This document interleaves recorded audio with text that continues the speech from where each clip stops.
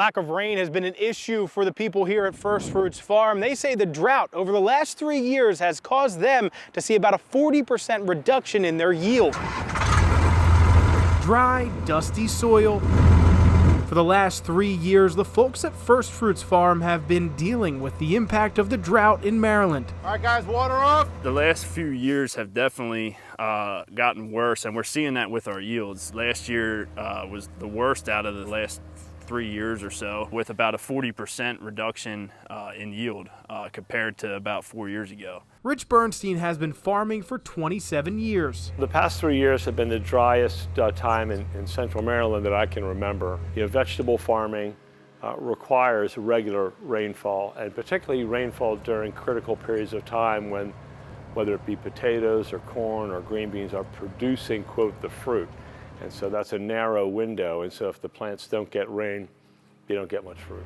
The lack of rain has forced the farm to adapt. Everything that's within our control, so that's trying to build up our organic matter in the soil. Increase in organic matter helps retain more water, it also helps absorb more water into that soil. We're trying to be more efficient with our drip irrigation, to more efficiently use the water that we have, in our wells. And water the crops. First Fruits is different than other farms. None of the produce grown here is sold. It's given away.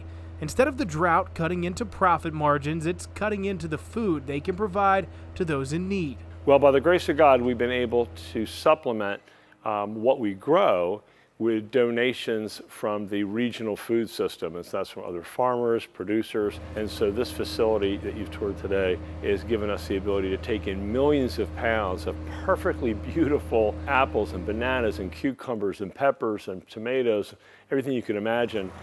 Millions of pounds that has allowed us to supplement what we're doing.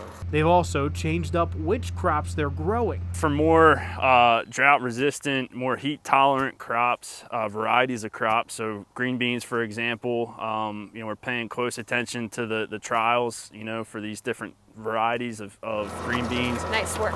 And using ones that are typically grown in Florida or in the South, and we've seen them help increase yields even in the drought. Despite the lack of rain, the tractor keeps moving, hoping the drought clears up. This is a great reminder for people that while we believe we control a lot through technology, in the end we don't control a lot. If there's no rain in areas that require it for food production, not a good thing.